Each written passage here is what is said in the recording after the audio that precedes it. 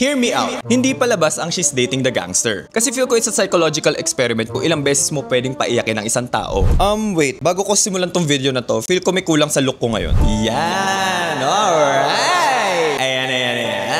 Yan, feel ko may karapatan na ako para pag-usapan tong movie na to. Okay, so She's Dating the Gangster is inspired by a Wattpad story. And it was written by Bianca Bernardino. Nakita siguro ng Star Cinema yung success ng Diary ng Pangit ng Jaden. And sabi ng Star Cinema, like any ML player would, my turn. At dahil dyan, She's Dating the Gangster was born. Apparently, Apparently! Alam mo yung apparent! Oo, nirerentahan yan. Apartment yun.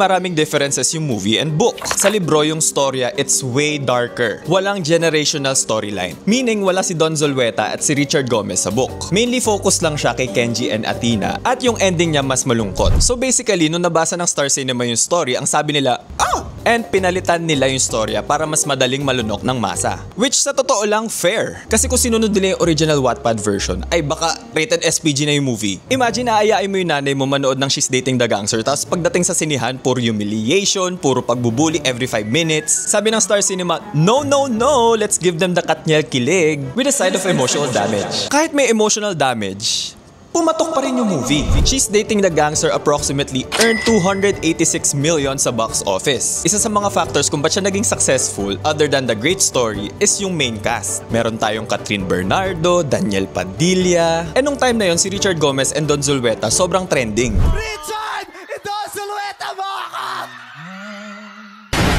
Basically, sinanitize ng Star Cinema yung storya. Naglagay ng kilig, naglagay ng humor, pero syempre, naglagay din ng iyakan. So yun nga, dinagdag nila si Richard Gomez and si Don Zulueta. Kasi kung hindi ka umiyak sa Katniel, may Don Zulueta to finish you off. Para bang final boss ng emotional damage. I think may kink tayo sa pain eh. Gusto natin nahihirapan tayo, kahit nahihirapan na tayo, pare-parehas lang yung pipiliin natin sa eleksyon. Now, pop culturally speaking, sinement ng movie na to na ang Katniel ang love team of the century. Ayaw mong maniwala? Then let's talk about the movie. So yung movie nag-start, makikita natin si adult Kenji played by Richard Gomez, which by the way, the OG TDH, delivering a speech for a newly wedded couple. Habang nangyayari yun, makikita natin si Kenneth played by Daniel Padilla, nagfa-fun sa bathroom, and then nahuli sila ng lolo niya.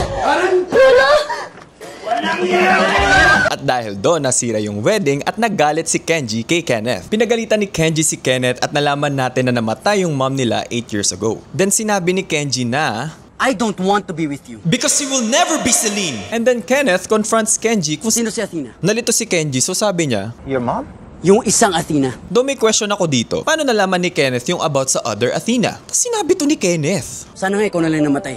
I hope you don't mean that. Pagkatapos noon, makikita natin si Kenji umuwing laseng, and then nalaman natin si Kenji wala dahil meron siyang flight to Hong Kong. Wala na yun. Lumipad na siya sa Hong Kong. Next morning na makikita natin yung kasambahay nagpapanik kasi si Kenji daw nasa Legazpi. Dapat nasa Hong Kong siya. And nalaman natin na yung plane ni Kenji ay nawawala. Samantala, narito muli ang listahan ng mga napabilang sa nasabing flight. At hinahanap pa nila yung mga missing passengers. Akala mo about lang to sa romance? No! It's also Final Destination, Bicol Edition. Then nasa airlines na tayo, may nakita tayong reporter, or should I say, reporter. Gets nyo kasi si Pooh, yung reporter. Anyway, dumating si Kenneth sa airline and then na-introduce tayo sa character na si Kelai, played by Catherine Bernardo. Si Kelai hindi makasingit sa line, so ginawa niya to. Nagdrama ang ate mo, nag-eskandalo doon. Pero in fair gumana. 2-hour surprise, ang pangalan ng father niya ay Si Kenji de los Reyes po! syempre gulat si Kenneth kasi tatay niya yun. What? Nag-debate sila kung sino yung legal child. Ako ang anak ni Kenji de los Reyes. And napatunayan ni Kenneth yung side niya. He married my mother, Athena Abigail de los Reyes, kaya ayan po. Kenneth de los Reyes. Biglang naglabas ng alas si Kelai. May picture. I have your picture. Picture ni Kenji and Athena nung college. Nagulat si Kenneth kasi tatay niya yung nasa picture na may kasamang ibang babae. He's my father. Oh, see? Do ang question ko dito, bakit gulat na gulat naman si Kenneth, alam niya naman yung about sa other Athena. Sino si Athena? Yung isang Athena. So tinanong ni Kenneth si Kelai kung bakit niya hinahanap yung tatay niya. Kapatid ba kita? At sino yung babae sa picture na yun? Correct me if I'm wrong, hindi naman siguro sponsor to ng KFC, no? I mean, normal kumain sa KFC na nakatapat lahat ng logo sa isang direksyon, no? So pinag-usapan nila yung babae sa picture. Can I just say, medyo Inception tong ginagawa ko kasi nagre-recap ako about sa taong nagre-recap ng storya. My brain. Meron ba? Then we cut to the past. We are introduced to Athena, played by Catherine Bernardo. And then pasok si Kenji riding a skateboard, which munti kanya na mabangga si Athena. Tabi! Nadapa si Athena, so si Athena binato si Kenji ng libro. And we hear one of the most iconic lines in Filipino cinema history. Gangster! Surprise si Kenneth dahil nalaman niya Gangster yung daddy ko? Ang taas! nag-side-by-side comparison si Kelay and si Kenneth tinulak yung kamay ni Athena. Which nakakatawa yung reaction ni Kelay dito. Gangster?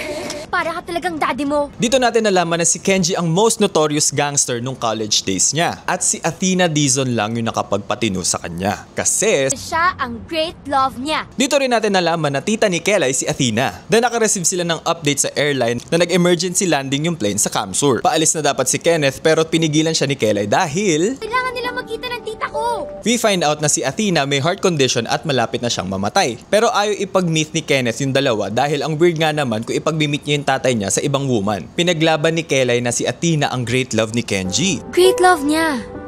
Hindi siya ang great love ng daddy ko. Saan nyo siya dalahin? Then nakita natin si Kenneth nag-iimpake ng mga gamit niya para pumunta ng Legazpi. Kaso nahihirapan siyang bumili ng ticket. Pero biglang dumating si Kelay and may ticket si Kelay. Sama ka? So sumakay sila ng bus papuntang Legazpi and nakita ni Kelay yung wallpaper ni Kenneth. Siya si Abigail, diba? Yung babaeng nasa wallpaper ay si Abigail. At shinare ni Kelay itong fun fact na to. Alam mo ba na si Abigail ang dahilan kung bakit nagkakilala yung daddy mo at tita ko? Nasa college na ulit tayo and yung discussion is about the heart. Nag-beep yung pager ni Athena from an unknown guy. Miss Dizon! Tunog ng tunog pa rin yung pager ni Athena so napalabas siya ng class. Get out! Shinare ni Athena yung messages sa best friend niyang si Sarah. I'm really sorry, Athena. I still love you. Fini-figure out nila kung sino ba tong mystery guy na to. Dito natin nalaman na yung messages ay para kay B. I miss you so much, B. Sino si B? And sabi dun sa message, magkita daw sila sa usual spot. So si Athena nag-phone booth at kinausap yung operator. Pumunta si Athena sa isang billiard shop and then biglang dumating si Kenji, kiniklaim yung table nila. Pero si Kenji hindi naglaro, umupo lang siya dun. Dahil hindi nga naglalaro si Kenji, nainis si Athena. Hindi naman naglalaro, oh. Usap-usap sila and dito natin nalaman na si Kenji ay merong ex na ang pangalan din ay Athena. Oh, kapangalan mo pala. Dito rin natin nalaman na kaya mahaba yung buhok ni Kenji dahil prinamis niya na magpapagupit lang siya kapag nagkabalikan na sila ni Abigail. Then doon na nila medyo na-realize na baka si Kenji yung mystery guy. Then bigla may mga dumating na bullies, kiniklaim yung table, pinapaalis si Kenji. Pero hindi umalis si Kenji dahil nga may hinihintay siya. Sino? And doon na na-confirm na si Kenji ay yung mystery guy. Sinuntok ng mga bullies si Kenji. And what in the kung fu movie is this? Me kapag may nakitang lalaking binubugbog pero kailangan ko mag-serve face. Then nakita natin si Kelay nakahiga and then nagising dahil sa isang page na naman. Tinatanong kung ba't hindi nagpakita si B. And then nasa Spanish class tayo and then Kenji arrived late. Nakatitig lang si Athena kay Kenji pero tinawag ni Athena si Kenji. Nag-attendance check yung teacher nila and then doon nalaman ni Kenji na ang pangalan ni Athena ay same sa ex niya. Senyorita Dizon Athena. Me kapag nalaman kong may kapangalan yung ex ko pero kailangan ko mag-serve face. Nag-uusap si Athena and si Sarah nag-worry kasi Booking ka na, booking ka na. biglang dumating si Kenji. Syempre kinabahan sila pero si Kenji pumunta lang ng payphone. Nasa payphone siya. Aalis na dapat sila Athena and Sarah nang biglang nag-ring yung pager ni Athena. Syempre galit at lito si Kenji. Kinuha ni Kenji yung pager ni Athena and then tinanong ni Kenji si Athena. Bakit mo ako pinaglaruan? Pinagmukha mo akong takakahintay sa wala? Pero biglang sinunggaban ni Kenji si Athena. Balik tayo kay Kenneth at Kelay. Tinanong ni Kenneth yung isa rin sa mga questions ko throughout the whole beeper thing. Bakit sa kanya napupunta yung messages ni daddy? Which inexplain ni Kelay. Kasi ang sabi nga nila, nung nakipag-break daw yung mommy mo sa daddy mo, nagpalit siya ng beeper. Kaya siguro nung pinagtatanong niya yung bago ng beeper ng tita ko yung nabigay. So balik tayo dun sa sinunggaban ni Kenji si Athena.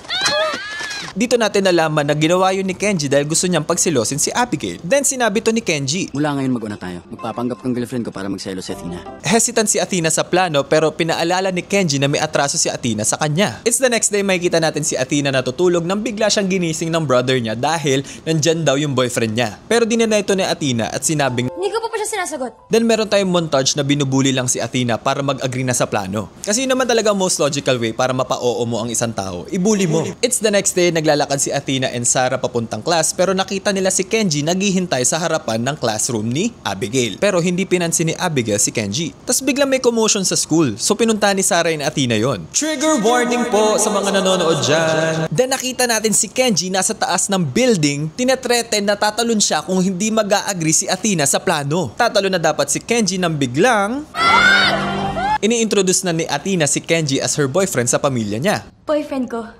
Nakita natin si Athena naglalakad sa school pero this time may entourage na siya, wag ka. Dumating na rin si Kenji sa school and then nagbigay siya ng t-shirt kay Athena para suotin niya. Only to find out na matchy-matchy sila. Para ibigay talaga yung illusion na sila talaga. Pumunta sila doon sa hangout spot nila. Si Athena gustong matuto kung paano maglaro ng billiards pero sabi ni Kenji umupo lang siya dahil ganun si Abigail. Biglang dumating si Abigail. Nagbago yung mood ni Kenji so inaya niya si Athena maglaro. So nagsweet-sweetan sila doon para magselo si Abigail. Then nakita natin si Athena naglalakad sa school pero munti ka na siya mabangga ng kotse so bitawan niya yung mga gamit niya. Habang pinupulot niya yung mga gamit niya, biglang may tumulong sa kanya na mystery guy. And then yung pangalan ng guy ay Lucas, played by Khalil Ramos. Then nakita natin may group of girls na binuli si Athena, pinagbabato-bato siya ng bola. Dahil sa nangyari, ginusto ni Athena umuwi. Wake up! Hindi kayo bagay ni Kenji! Pero nakasalubong niya si Kenji. Pero si Kenji dinala si Athena sa bahay niya. Dito natin nalaman na kaya pumayag si Athena sa plano dahil ayaw niyang mamatay si Kenji. Kasi ayaw ko mamatay ka. Nag-isip sila kung paano nila gagawing mas believable na sila talaga. So ang ginawa ni Kenji ay dinala si Athena sa isang salon para sa makeover. Then Athena gets the Lyda Magtalas 2.0 haircut. Baka nga mamaya same wig pa yung ginamit eh. It takes a gangster and a woman. Then nakita natin yung apat na ng bully kay Athena na kaluhod. Binigyan ni Kenji si Athena ng mga bola para makaganti sa kanila pero hindi gumanti si Athena. Eto na, cut to the basketball game. Nakita natin si Kenji gusto lang bumangko kasi nga parang wala siya sa mood nang biglang dumating si Athena. Nung dumating si Athena, nagbago na yung isip ni Kenji. Gusto niya na maglaro. Biglang naging head cheerleader si Athena para kay Kenji and gave us one of the most iconic moments in Filipino cinema history. Go sexy love! Go sexy! Go sexy! Go sexy, sexy love! Mamaya pag-uusapan pa natin yung sexy love na yan. Eventually dahil kay Kenji nanalo yung team nila, celebrate si Athena and Kenji, nakita lahat to ni Abigail. Nasaktan ng Abigail mo, walkout siya. Pero kahit nag-walkout si Abigail, tuloy-tuloy pa rin sila. Hoy, umalis na. Wala na sila. Inoffer ni Kenji si Athena na ihatid siya pa uwi, pero hinila ni Athena si Sarah. Then pinoint out ni Sarah yung mukha ni Athena na para bang nafo-fall na talaga si Athena. Uy, anong mukha yan? Akala ko ba kunwari lang ang lahat? Nasa arcade si Kenji and Athena pero si Athena nakatunga nga lang, parang may iniisip. Papunta na si Athena ng banyo pero nakasalubong niya si Lucas. Uy, dito ka rin pala tumatambay. Nang biglang sinuntok ni Kenji si Lucas. Pangalan mo. Lucas! Sinubukang pigilan ni Abigail yung commotion pero si Kenji tuloy pa din. Then nakita natin si Kenji and Athena nag-uusap. Sabi ni Kenji kay Athena na wag na siya makikipag-usap kay Lucas kasi Ayokong nagsiselos. selos? Akala ko ba nagpapanggap kayo? After to sabihin ni Kenji, biglang si Athena parang kumikirot yung dito niya. Pinapasakit mo naman yung dibdib ko eh. It's the next morning, nasa classroom tayo pero hindi pumasok si Athena because Alam mo naman, bawal na bawal ang extreme emotion sa batang ito. dahil meron siyang Dilated cardiomyopathy is not a joke, Jerry. kasi sa Star Cinematic Universe, kung hindi patay ang parents, yung love interest ang mamamatay. Naalala nyo yung sinabi kong foreshadowing sa class kanina. If iisipin mo, foreshadowing talaga siya kung paano mag-e-end yung movie. Na si Kenji yung magiging cause para sa pagtigil ng tibok ng puso ni Athena. O pansinin nyo, tuloy yung tugtog ng teacher. Nang napigilan yung dugdug dahil nga sa pager. Sino ang nag-page kay Athena? Si Kenji. Oh my God. My brain. Naisip nila one of the solutions para hindi mamatay kagad si Athena is tapusin kung ano bang meron sa kanila ni Kenji. Then nakita natin si Athena kinakausap si Kenji para tapusin na yung lahat. Kenji, ayoko na. Itigil na natin to. Kasi nga gumana na yung plano nila. Nagsiselos na si Abigail eh. Kahit sabihin ni Athena na ikamamatay niya kapag kasama niya si Kenji, tumanggi pa rin si Kenji. So nagpaka-sad boy si Kenji at sabi niya to. Wala na talagang taong gusto makasama ko na. Word si Athena na mali yung message na nakuha ni Kenji so in-explain niya lahat. Kenji, hindi yun. Hindi ganun. Na totoong Nagkugustuhan na kita. pero ito yung nireply ni Kenji. Ako ba hindi? Itigil na natin tong deal na to. Gusto niya maging official na talaga sila ni Athena. Maging tayo na.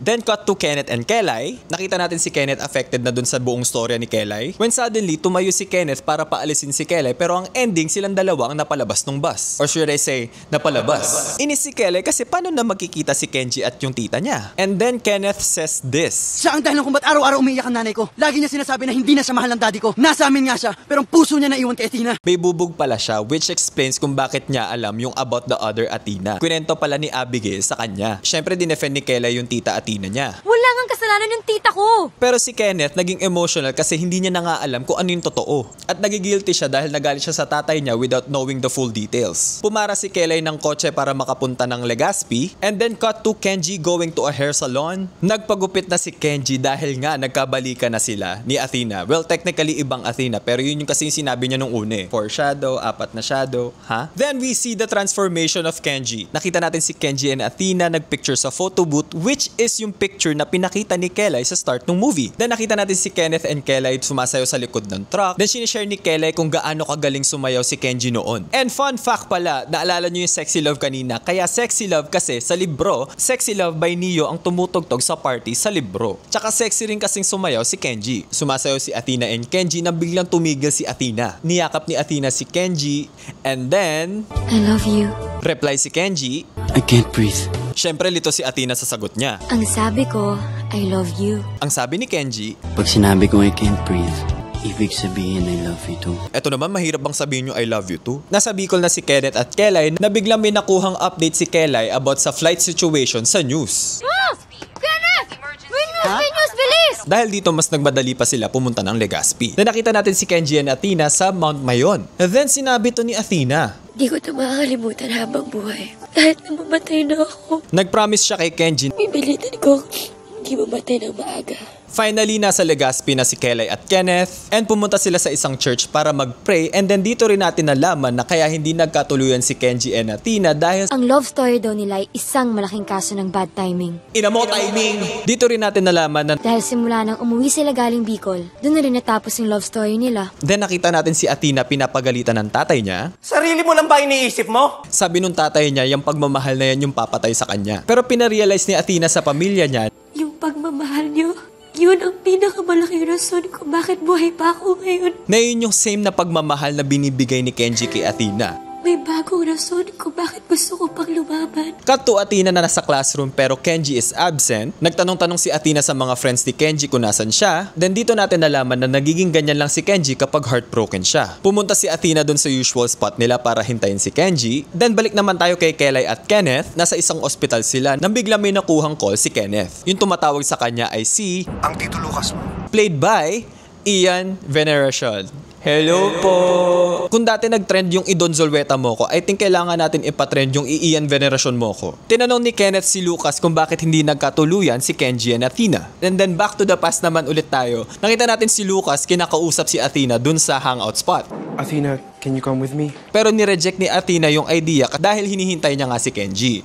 Si Kenji nagpapasundo sa'yo. Dahil nasa ospital si Kenji. Then cut to nakita natin si Kenji nasa hospital. Nakatingin kay Abigail na nakahiga sa hospital bed. Then nakita natin yung mother ni Abigail pumasok, and then hanggang dun lang. Dumating na rin si Athena sa hospital. Nakita niya si Abigail nakahiga dun sa hospital bed. And explain ni Lucas na may stage 2 gastric cancer si Abigail. She had an attack a few days ago. Ayaw niya na magpagamot. Natakot ang mami niya kaya pinatawag si Kenji. Then dito natin nalaman na never sinabi ni Abigail kay Kenji about sa condition niya. Gusto niya sana makapag-move on na si Kenji bago pa siya mawala. Kasi mamamatay si Abigail ng mapayapa kapag nalaman niyang masaya si Kenji. Nagising na rin si Abigail, then nag-sorry siya kay Athena dahil pinatawag ng mom niya si Kenji. Then nakita natin nag-uusap yung nanay ni Abigail at si Kenji sa chapel. Nalaman natin na ayaw magpa-surgery ni Abigail and pwede na lang nilang hintayin si Abigail nagmakaawa yung nanay ni Abigail kay Kenji na magstay siya with her daughter dahil ito yung magpapahaba ng buhay niya. Then nakita natin si Athena nagbe-breakdown sa hallway. Nakita siya ni Kenji. Paalis na si Athena pero pinigilan siya ni Kenji. Athena, ayoko. Dito pinakawalan na ni Athena si Kenji. Inaantay ka na niya. Ang sakit-sakit nung scene na to. Tinanong ni Kenji. Hindi mo na ba ako mahal?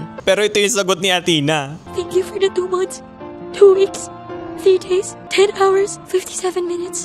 ng pagmamahal. Okay, may question ako dito. Kailan na-calculate ni Athena yun? Yung months, yung days, yung hours, kaya ko pa palagpasin. Habang umiiyak ba siya, tinignan niya yung orasan? Or nung nakatingin ba siya kay Abigail, kinakalculate niya, gano'n na ba kami katagal ni Kenji? Nag one last hug si Kenji and Athena, and then umalis na si Athena. And yun daw yung last time na nagkita silang dalawa. Dito rin natin nalaman na si Kenji and Abigail got married months after. Nag-wonder si Kelly kung Bakit di na yun sinabi? Nagsakripisyo siya. She gave up my dad so my mom could live. biglang may na-receive na call si Kelly na inaatake daw yung tita niya. Dahil doon, gustong bumalik ni Kelly sa Manila. So sinabi ni Kenneth sa Tito Lucas niya na ihatid si Kelly papunta ng Maynila. Wow, akala mo lapit ng Manila no? Di ba nasa Legazpi kayo? Then finally, dumating na si Kenneth doon sa hospital kung nasan yung father niya. Naging emotional si Kenneth. Tas biglang may nurse na nagbigay ng mga personal items ni Kenji. Nang may nakita siyang letter doon na addressed to Kenneth from his dad. Na kung saan nagsorry lahat yung father niya about everything. Dito rin natin nalaman na kinancel niya pala yung trip niya sa Hong Kong para pumunta ng Legazpi instead. Not to be with her, but to finally say goodbye. Then nagising na si Dad Kenji, then si Kenneth nag-apologize about sa lahat, nagkabati sila. And then nakita natin si Dad Kenji and Kenneth pumunta sa isang house na nandun yung mga college best friends niya. Sabi ni Kenneth sa tatay niya, Kung ikaw you gave a promise to a girl noon, ako rin po may pinangakuan. And we're here to fulfill that promise. You've waited long enough. It ends today. and then nandun na si Adult Athena, played by Don Zulueta. Finally, nakita na rin si Adult Kenji at Adult Athena. And my God, yung pagbitaw ni Don Zulueta nitong line na to. Gangster. Pure cinema. Dito natin nalaman yung rason kung paano nabuhay si Athena ng ganong katagal. Hindi ako nawalan ng pag-asa na balang araw makikita ulit kita. Nalaman rin natin na nakita pala ni Athena si Kenji at Kenneth at one point at nakita niyang masaya si Kenji. Na worth it daw lahat ng paghihintay dahil nakita niya kung gaano kasaya si Kenji. Nang biglang sinabi to ni Athena. Inaantok na ako, Kenji. Dito na yung point na na-realize ko, oh my God, mamamatay ba siya? Tsaka kung iisipin mo to, para tong revenge killer movie Technically, pinatay ni Kenji si Athena. Like yan ba yung ganti mo kay Athena dahil iniwang kanya dati, Kenji ha? Inaantok na daw si Athena, sumanda siya kay Kenji, and then ayun na. Athena! Then cut to Kelly sleeping nang biglang nagising dahil sa isang phone call about sa isang flight na nawawala and nandun daw si Kenneth sa flight na yon. Si Kelly pumunta si airlines para hanapin si Kenneth pero walang pumapansin sa kanya so ginawa niya yung tactic niya nung start ng movie.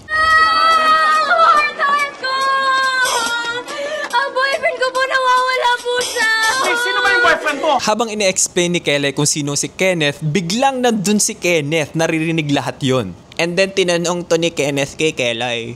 Pwede bang totohanan natin yung mga sinabi mo? Kagaya ng kung paano tinanong ni Kenji kay Athena na maging official sila.